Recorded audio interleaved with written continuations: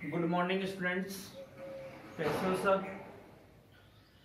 देखिए, अपनी जेनेटिक्स की जो यूनिट थी उसका अपना कल का लास्ट टॉपिक था, वो कंप्लीट हो गया था। और इस प्रकार जेनेटिक्स की जो यूनिट थी उसको मैक्सिमम जो उसके मार्क्स थे अपने बोर्ड के ब्लूप्रिंट के अकॉर्डिंग तो 5 मार्क्स की थी।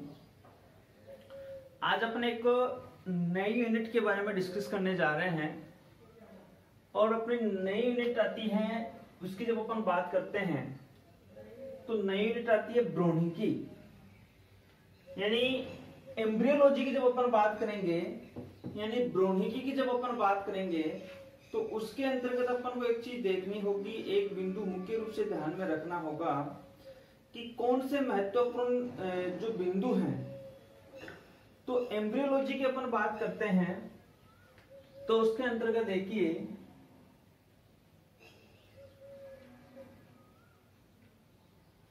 जिसको अपन बोल देते हैं भ्रूणिकी। क्या बोल देते हैं? भ्रूणिकी, यानी अपन बात कर रहे हैं एम्ब्रियोलॉजी की। भ्रूणिकी या एम्ब्रियोलॉजी है क्या? सबसे पहले तो एक क्या है, जीव विज्ञान की ब्रांच है, जीव विज्ञान की शाखा है। और नाम को पकड़ना, ये क्या है? भ्रूणिकी, यानी अपन इस वर्ड को क्या ले लें? भ्रूण। क्या ले लें? भ्रूण। यानी अपन इंग्लिश में बोले तो इसको अपन क्या कह सकते हैं? एम्ब्रियो। तो इस भ्रूण का निर्माण, इसका डेवलपमेंट कैसे होता है, उसकी पूरी की पूरी प्रोसेस अपन किसके अंतर्गत पढ़ते हैं? भ्रूणिकी के अंतर्गत पढ़ते हैं। भ्रूण का निर्माण किससे होता है? भाई बच्चे होते हैं, शिशु का निर्माण किससे होता है? जिसमें युग्मक भाग लेते हैं। कौन भाग लेते हैं? युग्मक भाग लेते हैं। युग्मकों की जब अपन बात करते हैं तो युग्मक जैसे नर युग्मक है और मादा युग्मक है। और इसमें भी अपन देखते हैं कि प्राणी एक लिंगी प्राणी होते हैं और एक होते हैं, वो कौन से होते हैं? द्विलिंगी प्राणी होते हैं। एक लिंगी में क्या होते हैं? नर और मादा जो दोनों युग्मक होते हैं, दोनों यानी जनक जीव, नर और मादा युग्मक क्या होते हैं? अलग अलग जनक जीवों में उन क्या होते हैं? प्रेजेंट। और इसमें क्या होते हैं? एक ही किसी भी जनक जीव में क्या होते हैं? दोनों युग्मक प्रेजेंट होते हैं। तो वो किसके अंतर्गत आ जाता है? द्विलिंग के अंतर्गत आ जाता है। अब देखिए, काफी ही इंपॉर्टेंट ब्रांच है और इसी अपने 12th क्लास में भी नहीं, एक तो इसमें से ज्यादा क्वेश्चन आएंगे, वो आपके शॉर्ट क्वेश्चंस का ऑप्शन ज्यादा रहेगा, मतलब 1 मार्क्स वाले क्वेश्चन ज्यादा आएंगे। और यदि 3 मार्क्स वाला क्वेश्चन भी बनता है इसमें तो वो भी 1 1 1 1 में डिवाइड। हाँ, कुछ क्वेश्चंस ऐसे हैं जो अपने आप में केवल 3 मार्क्स के बनेंगे। हालांकि ब्लूप्रिंट की अपन जब बात करते हैं तो वहां तो एक क्वेश्चन है वो कितने नंबर का है? 3 नंबर का है। और 2 क्वेश्चन है वो कितने नंबर के? 2 नंबर के हैं। मतलब कि ये जो 2 क्वेश्चन है वो कितने नंबर के आएंगे? 1-1 नंबर के आएंगे। यानी 1-1 नंबर के कितने क्वेश्चन आएंगे? 2 क्वेश्चन आएंगे। अब ये जो 3 नंबर वाला क्वेश्चन है इसके पार्ट दे दे, अगला ए पार्ट दे दे, बी पार्ट दे दे। वो जो एग्जामिनर है उसके ऊपर डिपेंड करेगा कि वो किस प्रकार से क्वेश्चंस वगैरह है उसको बनाएगा या वो किस प्रकार से उनको नोटेड करेगा। तो ये बात आपको वहां पे थोड़ी सी ध्यान में जरूर रखनी है। इसी के अंतर्गत अब अपन देखते हैं कि दूसरे बिंदु की जब अपन बात करेंगे तो आप थोड़ा सा ध्यान में रखना कि मुख्य रूप से क्या होता है कि इस युग्मक जनन की प्रक्रिया के अंतर्गत, इस युग्मक जनन की प्रक्रिया के अंतर्गत देखना थोड़ा सा आप कि मुख्य रूप से जो युग्मक बनते हैं और युग्मकों के बनने के तहत, तो युग्मकों का बनना, फिर निषेचन की प्रक्रिया होना, तो युग्मकों का निर्माण हो जाएगा। और युग्मकों के निर्माण के बाद अपन सेकंड प्रोसेस देखें तो यहाँ क्या हो जाएगा? निषेचन की प्रक्रिया हो जाएगी। और निषेचन की प्रक्रिया की बात करते हैं तो फिर किसका निर्माण होना है? भ्रूण का परिवर्धन होना है। भ्रूण का क्या होना है? परिवर्धन होना है। तो ये जो समस्त प्रोसेस आती हैं, ये जो समस्त प्रक्रियाएं हैं, वो अपन किस शाखा के अंतर्गत पढ़ेंगे? एम्ब्रियोलॉजी के अंतर्गत अपन पढ़ेंगे। एम्ब्रियोलॉजी के अंतर्गत अपन इसके बारे में बातें करेंगे। ये जो अपना चैप्टर है, इसकी जब अपन बात करते हैं तो इस पूरी की पूरी यूनिट के अंतर्गत अपन देखते हैं कि टोटल जो चैप्टर्स में डिवाइड किया गया है इस पूरी यूनिट को, तो उसमें अपन देखते हैं कि जैसे सीधी सीधी सी बात है कि टोटल 4 चैप्टर हैं। जैसे सबसे पहले अपन पढ़ेंगे युग्मक जनन, यानी युग्मक के निर्माण की प्रक्रिया कैसे होती है। तो इस सबसे पहले एम्ब्रियोलॉजी की जो अपनी यूनिट चल रही है, इस यूनिट की जब अपन बात करेंगे तो इस यूनिट के अंतर्गत अपना चैप्टर आएगा 31, यानी 31वां जो चैप्टर आएगा वो इस यूनिट के अंतर्गत मुख्य रूप से अपन इसकी स्टडी करेंगे, जिसके अंतर्गत अपन बात करते हैं। और ये जो यूनिट अपनी जो रहेगी, जैसे अपन इसके जस्ट बाद की यूनिट अपन ने पढ़ी थी जेनेटिक्स। जेनेटिक्स यूनिट कितने सीक्वेंस की थी भाई? 9वीं यूनिट थी। तो ये कौन सी यूनिट हो जाएगी? 8th यूनिट हो जाएगी। अब इसमें जो चैप्टर अपन पढ़ेंगे वो चैप्टर आएगा 31 आएगा, 32, 33 और 34। सीक्वेंस का जो अपना चैप्टर है वो इसके अंतर्गत अपन पढ़ेंगे, जिसमें से युग्मक जनन की बात है, निषेचन की बात है, भ्रूण के परिवर्तन की प्रक्रियाएं हैं, और लास्ट का अपन पढ़ेंगे इसमें जो साइकिल चलती है, मेंस्ट्रुअल जो साइकिल चलती है, आर्थव जो चक्कर चलता है, उसके बारे में अपन क्या करेंगे? डिस्कस करेंगे। अब अपन इसके अंतर्गत देखते हैं कि सबसे पहले अपन को स्टडी करनी है चैप्टर नंबर 31 की।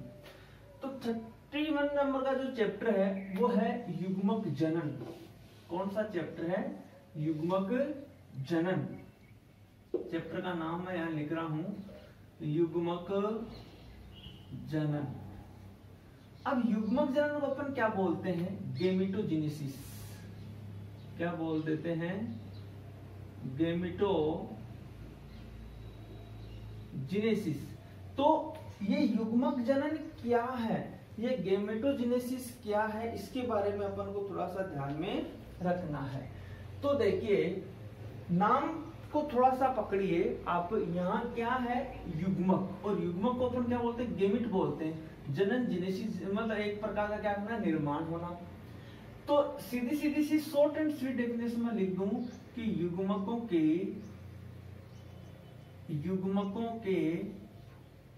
निर्माण की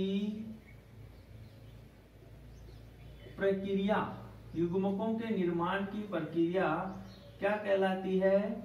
गेमेटोजेनेसिस कहलाती है। यानी युग्मकों के निर्माण की जो प्रक्रिया है वो क्या कहलाती है? गेमेटोजेनेसिस कहलाती है। अब युग्मक कौन से हैं?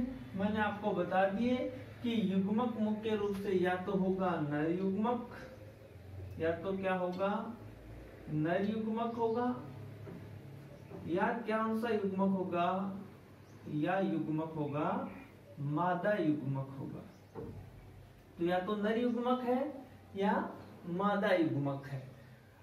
अब नर युग्मक या मादा युग्मक की जब अपन बात करते हैं तो नर युग्मक कौन सा होता है? किसे कहते हैं अपन नर युग्मक? क्योंकि पीछे की कक्षा में पढ़े हुए यहाँ पर।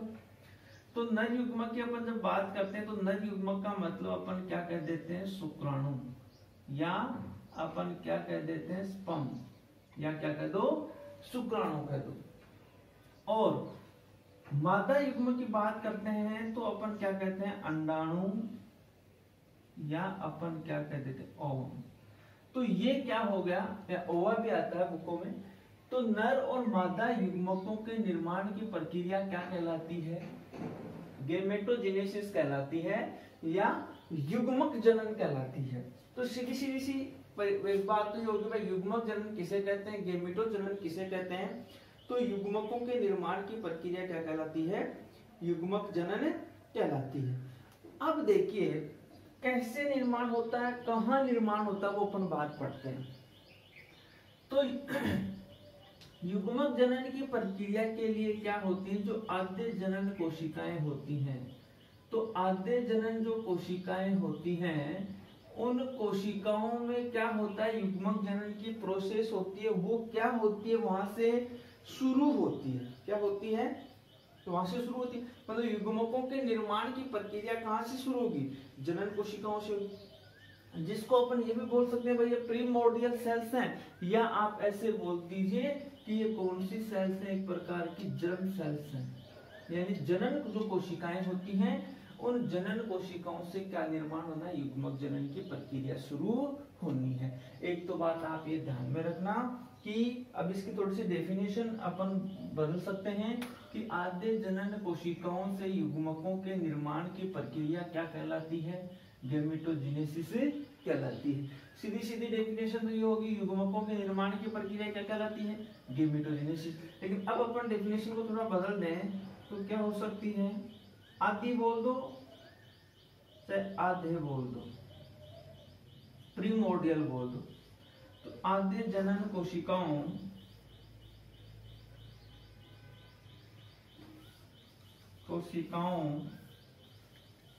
से युग्मकों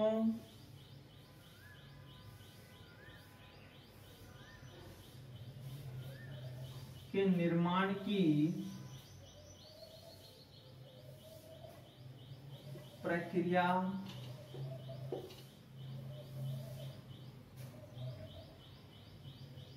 युग्मक जनन कहलाती है। तो ये एक अपन डेफिनेशन थोड़ी क्या कर सकते हैं, डेफिनेशन को अपन थोड़ी मॉडिफाइड कर सकते हैं। अब ये देखिए, ये जो गैमेटोजेनेसिस की प्रोसेस होती है, इस गैमेटोजेनेसिस की प्रोसेस के लिए अपन देखते हैं कि जनन कोशिकाएं होती हैं। तो ये जो आद्य जनन कोशिकाएं होती हैं, ये एक प्रकार की क्या होती है, द्विगुणित कोशिकाएं होती हैं। कौन सी कोशिकाएं होती हैं, द्विगुणित कोशिकाएं होती है। डिप्लॉइड सेट में क्या होते हैं, क्रोमोसोम्स प्रेजेंट होते हैं और इनसे क्या बनते हैं, जब युग्मक बनते हैं तो युग्मक क्या होंगे, ये अगुणित कंडीशन में होंगे। एक चीज आप ध्यान में रखना कि गैमेटोजेनेसिस की जो प्रोसेस होती है, ये जो गैमेटोजेनेसिस की प्रोसेस होती है, इसको इंड्यूस करने के लिए आप देखिए एक प्रकार का हार्मोन होता है FSH हार्मोन। FSH हार्मोन होता है, F को अपन बोलते हैं इंग्लिश में फोलिकल। F का मतलब क्या होता है, फोलिकल होता है, और S का मतलब क्या होता है, स्टिमुलेटिंग होता है, और H का मतलब क्या होता है, हार्मोन। फोलिकल को अपन हिंदी में बोलते हैं पुट्टिका, पुट्टिका, और स्टिमुलस का मतलब होता है प्रेरक। तो पुट्टिका प्रेरक जो हार्मोन है वो क्या करता है, युग्मक जनन की जो प्रोसेस होती है, यानी युग्मकों के निर्माण की जो प्रक्रिया होती है, उसको क्या करता है, वह उद्दीप्त करता है। इस बात को आप थोड़ा सा क्या करना, ध्यान में रखना। तो ये तो युग्मक जनन की बात थी बेसिक। अब युग्मक जनन में किसका निर्माण होता है, नर युग्मक का, और एक किसका निर्माण होता है, मादा युग्मक का, यानी शुक्राणु और अंडाणु का निर्माण। तो शुक्राणु अंडाणु का क्या होना, जनन होना है। मैं चलो आगे बताता हूँ आपको। अब अपन पढ़ते हैं युग्मक जनन के प्रकार। क्या पढ़ेंगे, युग्मक जनन के प्रकार की बात अपन करेंगे। तो युग्मक जनन होता है मुख्य रूप से कितने प्रकार का होता है, 2 प्रकार का होता है। कितने प्रकार का होता है, 2 प्रकार का होता है। सबसे पहले अपन बात करते हैं, ये प्रकार टाइप से वो ए है, जिसको इसमें भाई एक नर युग्मक का निर्माण हो रहा है। तो नर युग्मक को अपन ने क्या कहा था, शुक्राणु कहा था, स्पर्म कहा था, और एक मादा युग्मक का निर्माण हो रहा है जिसको अपन ने क्या कहा था, ओवम कहा था, अंडाणु कहा था। तो यहाँ पे आपको थोड़ा सा ध्यान देना कि इसमें शुक्राणु का निर्माण हो रहा है, तो जनन किसका होगा, शुक्राणु का होगा। तो इसको तो बोल देते हैं शुक्राणु जनन। क्या बोलेंगे, शुक्राणु जनन बोलेंगे इसको, समझ गए। और दूसरा जो होगा उसको क्या बोला जाता है, अंडाणु जनन बोला जाता है। क्या बोला जाता है, अंडाणु जनन बोला जाता है। अब शुक्राणु को मैंने आपको अभी बताया था कि शुक्राणु होता है, उसको इंग्लिश में अपन क्या बोलते हैं, स्पर्म बोलते हैं। क्या बोलते हैं भाई, स्पर्म बोलते हैं, नहीं बोलते हैं। तो इसको आगे क्या लगा देंगे अपन, स्पर्मेटोजेनेसिस। क्या लगा देंगे भाई, अपन ने यहाँ क्या कहा कि ये क्या है, गेमेटोजेनेसिस। गेमेटोजेनेसिस है कि नहीं, तो इसके पहले क्या बन रहा है, स्पर्म, तो स्पर्मेटोजेनेसिस हुआ कि नहीं हुआ, अरे भाई स्पर्मेटोजेनेसिस हुआ कि नहीं हुआ, अरे हो गया ना। तो उसी प्रकार से अपन देखते हैं कि ये गेमेटोजेनेसिस है तो वो क्या हो जाएगा, स्पर्मेटोजेनेसिस हो जाएगा, अरे होगा ना। तो देखिए यहां से इसको स्पर्म, तो ये तो स्पर्म हो गया और स्पर्मेटोजेनेसिस हो गया। इंग्लिश का वर्जन ये मान लीजिए कंपल्सरी आपको याद करने के लिए, तो ये क्या हो जाएगा, स्पर्मेटोजेनेसिस हुआ कि नहीं हुआ, अरे हो गया ना। तो यहाँ क्या बन रहा है, अंडाणु, अंडाणु को क्या कहा था आपने, ओवाजेनेसिस, तो ये क्या हो जाएगा, oogenesis, इसको अपन क्या बोलेंगे, oogenesis बोलेंगे। एग्जाम में दोनों में से क्वेश्चन आ सकता है, स्पर्मेटोजेनेसिस ऐसा न लिखे, आपको उसका थोड़ा ट्रांसलेट करके हिंदी में दिखाया स्पर्मेटोजेनेसिस, और इसी प्रकार से ये आ सकता है कि oogenesis क्या है, तो वो क्वेश्चन आप कर देना, कोई बड़ी बात नहीं। सबसे पहले अपन अब डेफिनेशन थोड़ी सी देख लो आप, कि आपके एग्जाम में क्वेश्चन आ जाए कि शुक्राणु जनन किसे कहते हैं, एक ही नंबर का क्वेश्चन आ जाए, और या स्पर्मेटोजेनेसिस किसे कहते हैं, और इधर क्या है, अंडाणु जनन यानी oogenesis। एक चीज बताओ, इसमें भी आद्य जनन कोशिकाएं होंगी, कौन सी जनन कोशिकाएं होंगी, आद्य जनन कोशिकाएं होंगी, कौन सी आद्य जनन कोशिकाएं होंगी, कहां होती है शुक्राणु जनन की प्रक्रिया, सबसे पहले तो ये बात ध्यान में रखनी है आपको। शुक्राणु जनन की जो प्रोसेस होती है वो होती है कहां, संपन्न वृषण में। वृषण क्या है, जनद है, गोनाड है, अरे एक प्रकार की क्या जनद अंग है कि नहीं है नर का, अरे नर शुक्राणु का निर्माण कहां होता है, वृषण में होता है, तो इसको मैं ये कह सकता हूं कि ये जनद अंग है, गोनाड्स है, जनद अंग है, ठीक है। क्या कहते हैं अपन इसको, टेस्टिस भी कहते हैं, इंग्लिश में क्या बोला जाता है, टेस्टिस बोला जाता है, तो अपन इसको क्या कह सकते हैं, टेस्टिस कह सकते हैं। तो शुक्राणु जनन की प्रक्रिया कहां हुई, वृषण में। वृषण की स्ट्रक्चर जब अपन सेक्शन कट करते हैं, चलो मैं थोड़ा इसके बाद में डिटेल से बता दूंगा, अपन पढ़ेंगे। सबसे पहले अंडाणु जनन है, तो अंडाणु oogenesis का निर्माण कौन सा, अंडाशय में हुआ, कहां हुआ, अंडाशय में हुआ। तो ये अंडाणु जनन की प्रोसेस oogenesis की प्रोसेस तो कहां संपन्न हुई, अंडाशय में, और शुक्राणु जनन की प्रोसेस कहां संपन्न हुई, वृषण में। तो आपके साफ साफ क्वेश्चन आपके समझ में आ गया होगा कि इसकी आद्य जनन कोशिका कौन सी है, वृषण है, और इसकी आद्य जनन कोशिका कौन सी है, अंडाशय, समझ गए। अब अपन डिटेल से पढ़ेंगे इनको। सबसे पहले शुक्राणु जनन में डेफिनेशन पूछे तो क्या कहोगे, आपको पूछे सीधा सीधा से कि शुक्राणु जनन की डेफिनेशन क्या है, शुक्राणु जनन की परिभाषा क्या है, तो आप इसके बारे में क्या बताओगे, शुक्राणु जनन की परिभाषा क्या होगी, बताओ भाई।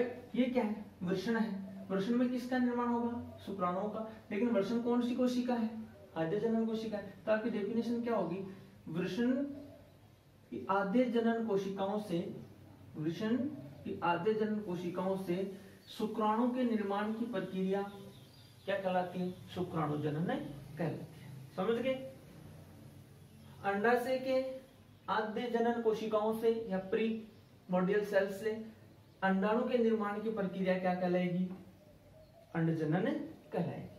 अब अपन बात करते हैं सबसे पहले शुक्राणु जनन की, इसकी बात करेंगे, शुक्राणु जनन की बात करेंगे कि शुक्राणु जनन क्या है। तो देखिए शुक्राणु जनन की अपन बात करते हैं, तो शुक्राणु जनन यानी स्पर्मेटोजेनेसिस। अब शुक्राणु जनन की बात होती है या स्पर्मेटोजेनेसिस की बात होती है, तो इसमें शुक्राणुओं का निर्माण हो रहा है, ये तो बात आपको ध्यान में रखनी है। अब ये निर्माण कहाँ होता है, वृषण में होता है, कहाँ होता है, वृषण में होता है। तो देखिए मुख्य रूप से अपन देखते हैं कि जो एक वृषण होता है वो वृषण की स्ट्रक्चर होती है, वैसे मैं बेसिक चीजें बता रहा हूं अभी आपको, ये वृषण की ऐसी स्ट्रक्चर होती है। सेक्शन कट करते हैं तो ये स्ट्रक्चर होती है वृषण की। इसमें आपको दो प्रकार की एक मुख्य पोषक कोशिकाएं मिलेंगी आपको। एक तो कौन सी कोशिकाएं मिलेंगी? पोषक कोशिकाएं मिलेंगी, जिनको कहा जाता है सर्टोली कोशिका। कौन सी कोशिकाएं कहा जाता है? सर्टोली सेल्स कहा जाता है। आगे डिटेल से पढ़ेंगे। एक यहां जो जनन कोशिकाएं होती हैं या हार्मोनल कोशिकाएं होती हैं, मतलब, और अंतराली कोशिकाएं कह दो आप। कौन सी कोशिकाएं होती हैं? अंतराली सेल्स होती हैं। शुक्राणु वर्षण के अंदर शुक्राणु जनक नलिकाएं होती हैं। कौन सी जनक नलिकाएं होती हैं? शुक्राणु जनक नलिकाएं होती हैं, ठीक है, जिनको सेमिनिफेरस ट्यूबुल्स भी कहा जाता है। देखिए, एक जो वृषण होता है उस वृषण में लगभग 250 से लेके 300 पालियां होती हैं। 250 से लेके कितनी पालियां होती हैं? 300 पालियां होती हैं। और एक प्रत्येक पाली में, ध्यान सुनना, प्रत्येक पाली के अंतर्गत